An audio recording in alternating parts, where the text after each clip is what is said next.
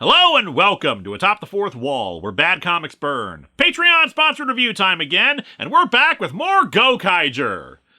I have like one patron who's responsible for this, who keeps getting the slot every 2 years, so it's almost guaranteed I'll have reviewed all of this series eventually.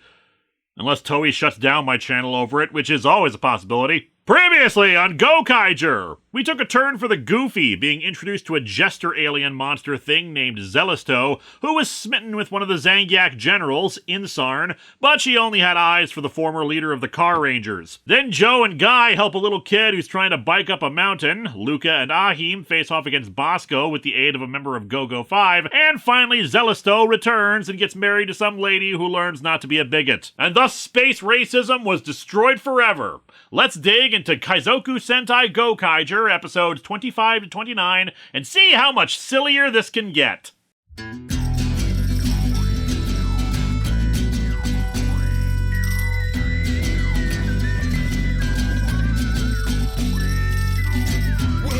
to Atop the Fourth Wall, where bad comics burn. Linkara's gonna teach you all a lesson you won't learn. What's with these awkward subjects? What's all this art so rubbish? To anyone who's had a bad comic published, it could be your turn. Linkara, he is a man, punch, sporadically a grouch. Linkara, he has his own spaceship, but he's always on his couch. Linkara, ghosts, gods, a universe in flux. Linkara, this comic sucks. Linkara.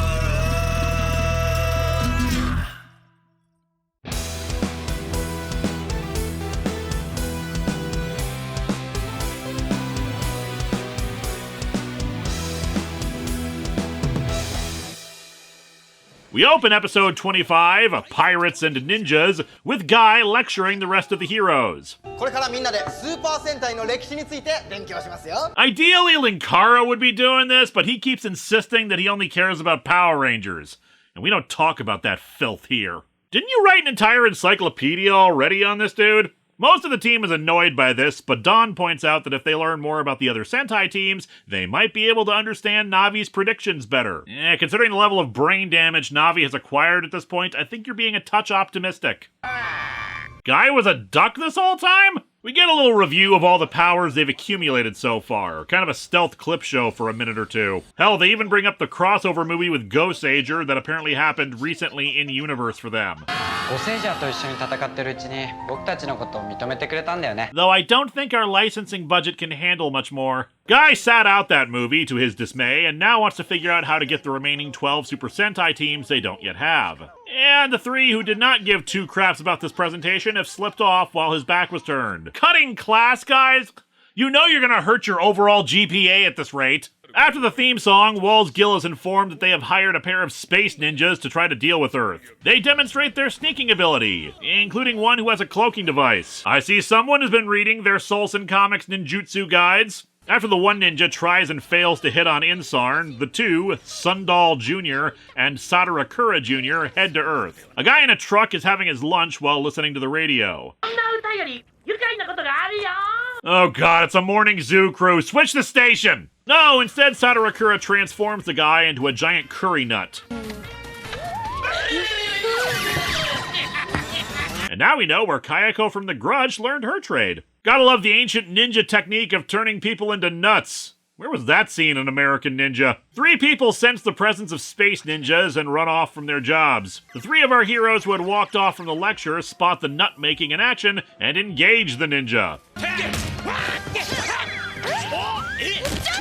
Guest director Joss Whedon. Wonder why this sequence never got put in Power Rangers Megaforce. Sundal Jr. joins the fray to actually be effective. And man, it's true, this episode literally does have pirates versus ninjas in it. We go back to that being the fun internet thing, and not being horrible bigots or AI garbage. As the rest of the Gokaigers arrive, the villains flee. The 3 humans who had sensed the space ninjas watch from afar, revealing themselves to be the original 3 members of Hurricanger, a ninja-themed Sentai that became Ninja Storm and Power Rangers. They say the pirates don't stand a chance without their own ultimate power. I mean, it's like 4 p.m. right now, so the day is pretty much over. Let's go knock off for the rest. Apparently the two villains' plan is to launch some kind of missile that will turn everyone into nuts. Ugh, I'm so sick of these ninja cliches being in stories like this. Be more original! 完成したミサイルを撃ち込めば人間どもはびっくりして全員たちまちびっくりになる That's a lot of nuts!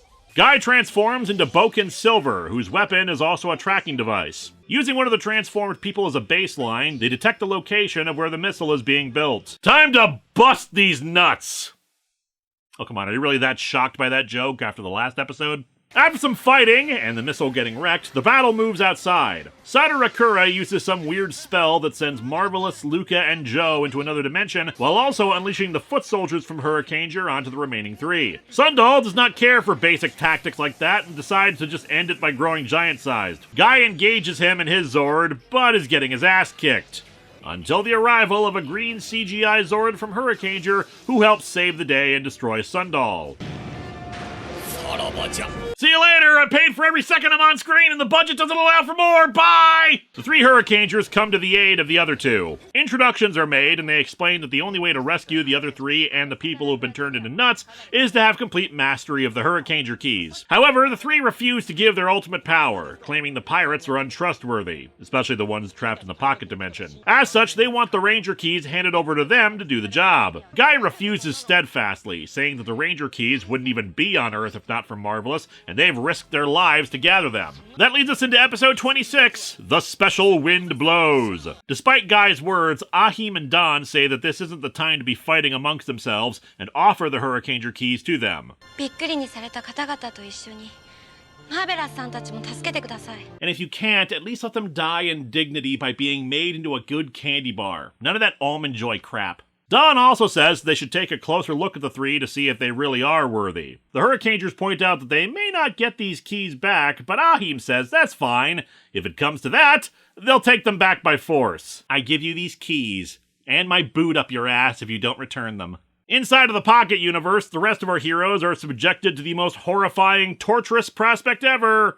A Japanese game show. I kid. But yeah, a quiz show dimension, because this franchise is very silly in case the nuts thing didn't make that obvious. They'll get to escape if they win, and Marvelous says, bring it on. But after the theme song, Damaris reports to Wars Gill how this works. 絶対に正解が出ない意地悪クイズで苦しませ Like, what's the last digit in pi? Or, when's the next history of Power Rangers? There are no right answers! Wars Gill dispatches the rest of his minions to deal with the remaining three Gokaigers, and the quiz show starts. The first question is to identify who's in the clip, and they say Abaranger, but the real answer is that it's Sadarakura dressed as Abaranger.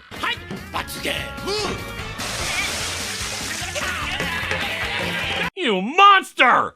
Those outfits are dry clean only! The three are transported to a field where Sadarakura says that if they can get him to say whatever the hell that says, I don't read Japanese, he'll let them go, though it will also explode this container that probably has the nuts in it. The three Hurricangers get their keys and transform, using the ancient ninja art of opening a dimensional portal to pursue our captured heroes. The remaining three are attacked. Inside the pocket dimension... 海賊たちなんかボロボロになってない My god, did they pour water on them?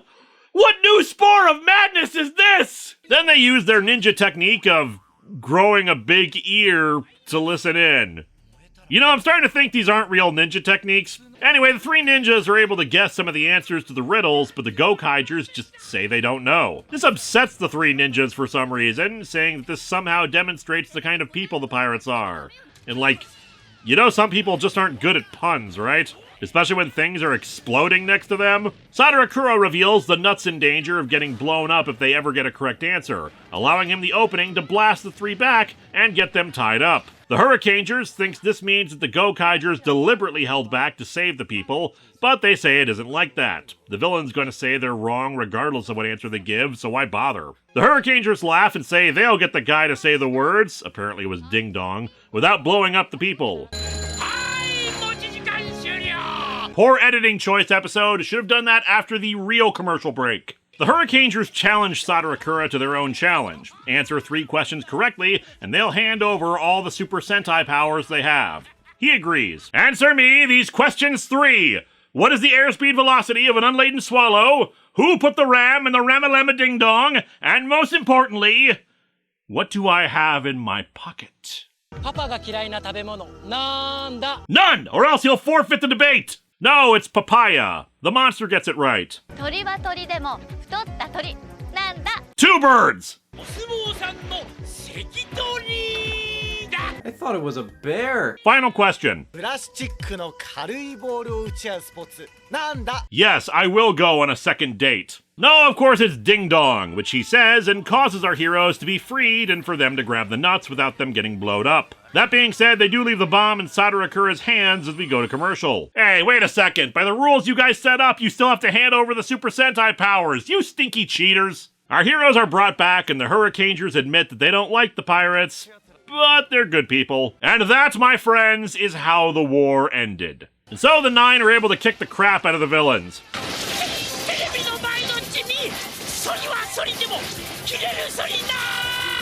Santa Claus with a really big knife attached to his sleigh.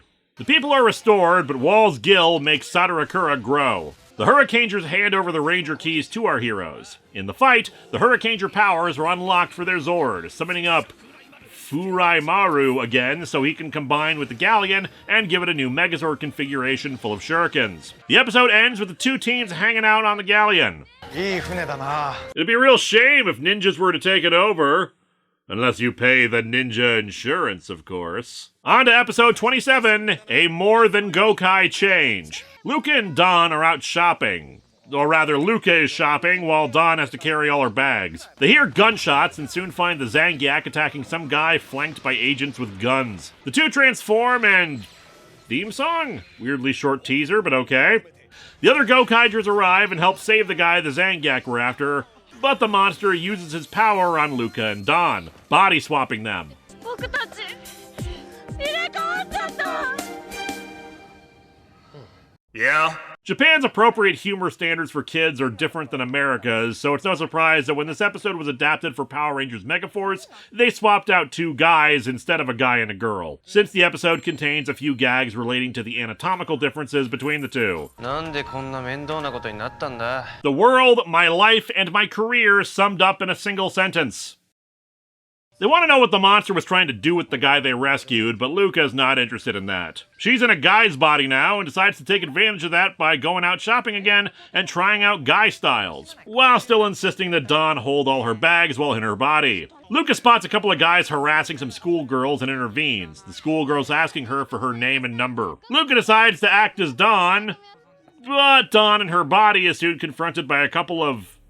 Yakuza? I don't know. They say they know Luca and have some business with her, so Don takes the most appropriate action given he has no idea what this is about. Run away! Run away! Run away! After a chase scene and a commercial break, Guy finally remembers that the guy they were after was the president of some other country. I don't know, the Federated States of Germa Spainerica or something. Anyway, he's here for a peace conference, along with three teenagers with attitude, and our heroes realize the plan was to replace the minds of various world leaders with Zangiak soldiers, with some who would tell the difference. Don is cornered on a roof by the two chasing him, Luca finally showing up to tell them to leave her be, but it turns out the two are actually here to beg her to work for them. They're jewelers, and Luca has an expert eye for it. Luca's been refusing them since she thinks the job is a step down from being a space pirate. I mean, you're not wrong, but at least hear about the bennies first. Luca asks why Doc didn't try to jump between buildings, and he reveals he was worried what could have happened to her body if he had missed. She appreciates how much concern he had for her well-being, but enough of that character stuff. The two are called in as the peace conference is attacked by the Zangiak. The Gokaigers arrive, and anyway, they started blasting.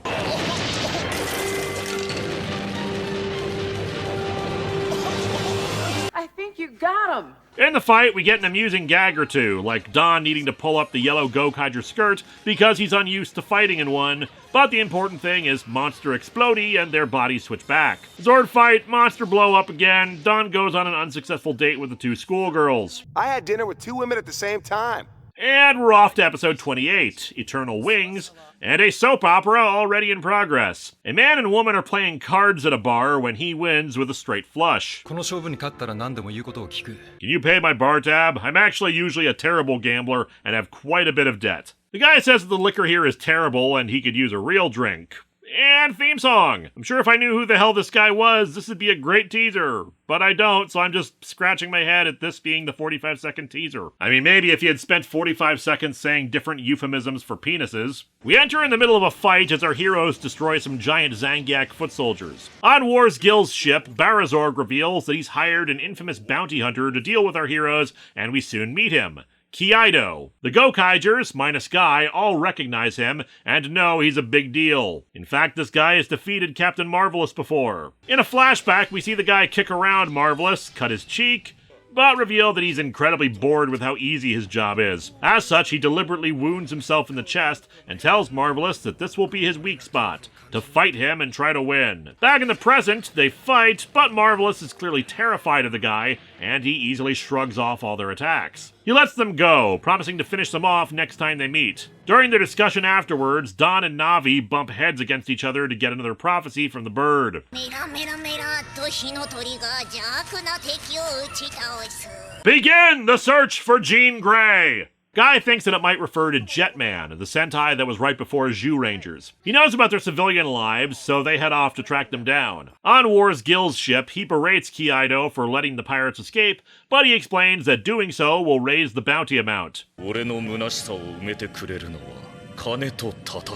Ah, like outrage grifters on YouTube.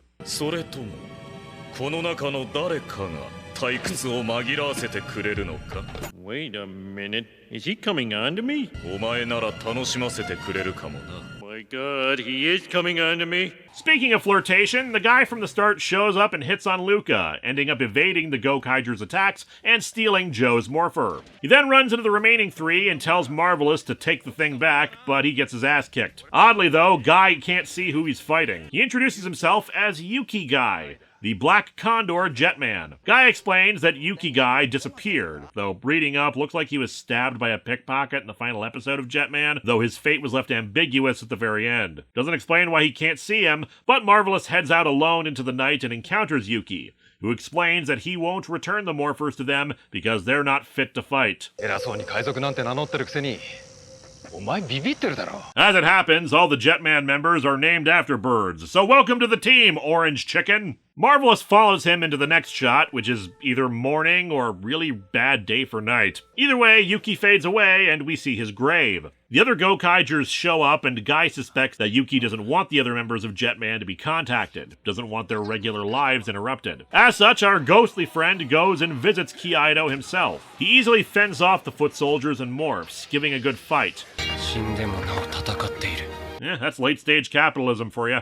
Inspired, Captain Marvelous and the rest stand in and take his place. Yuki says that the strength to overcome death itself, a will that's more powerful than even the grave, is the ultimate power of Jetman. He hands back the morphers, and fight scene. With the five combined together in Jetman form, they create a phoenix that blows up Kaido. Yuki gives Marvelous his blessing, echoing some of the finale of Jetman, then disappears again. Turns out the bar is actually heaven or something, and the woman he was talking to was a goddess. I don't know, I didn't watch Jetman. I just looked this stuff up.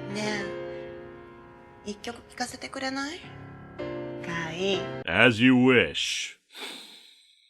Yo, I'll tell you what I want, what I really, really want. We begin our final episode, fast-acting new Rampage combination. Rampage! Aboard Wall's Guild ship, where he apparently has a cold. Wait, the cure for the common cold is just women watching Bluey? Thus, they summon a monster to go drain the joy energy from women. After the theme song, the Gokaigers depart from a restaurant, Ahim staying behind for a moment to be polite to the owner. Guy wonders why Marvelous let Ahim join, since she doesn't really seem the pirate type.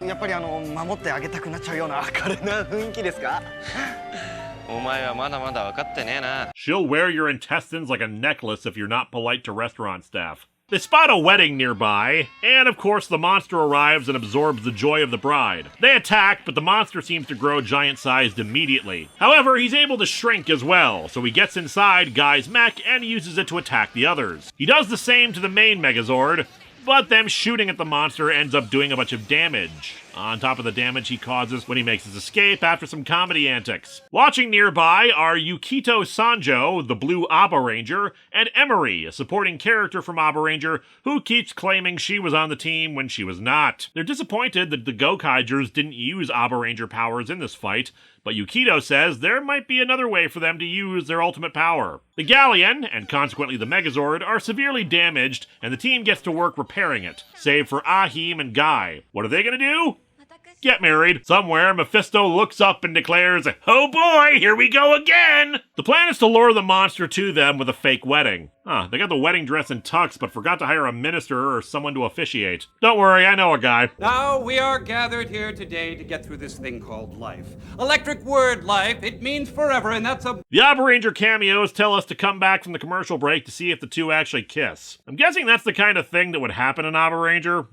And indeed, after the commercial, the monster comes in to take their energy before they can actually kiss. It runs off, but Ahim pursues and begins a series of comedic costume changes to try to get the monster's staff. First, a schoolgirl that kicks him into a doctor's office, then injection fairy Lily, I guess.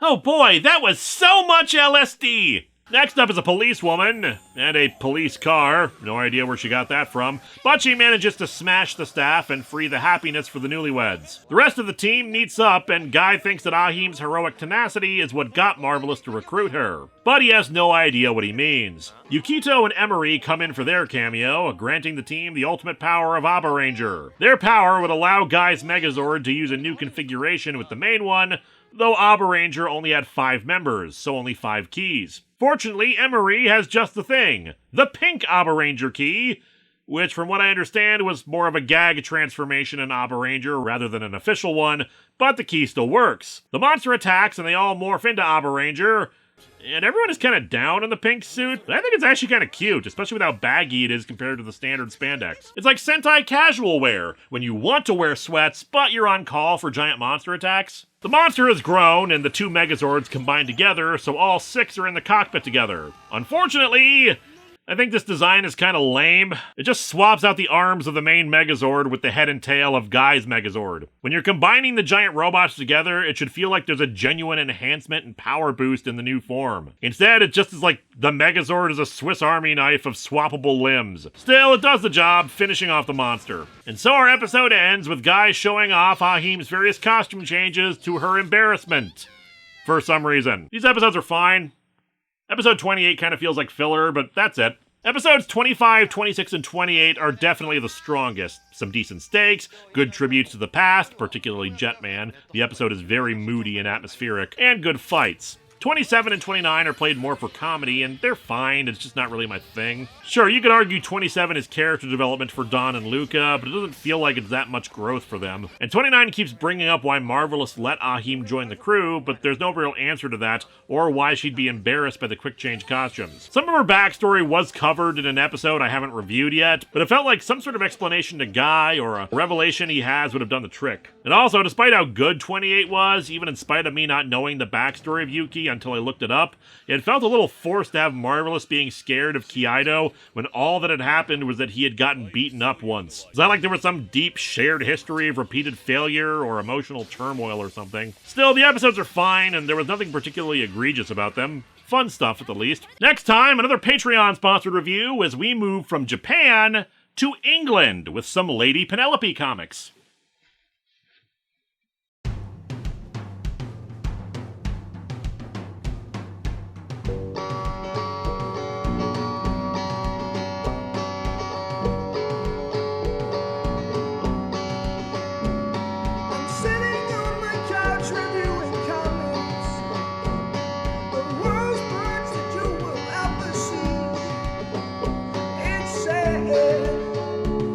That comic books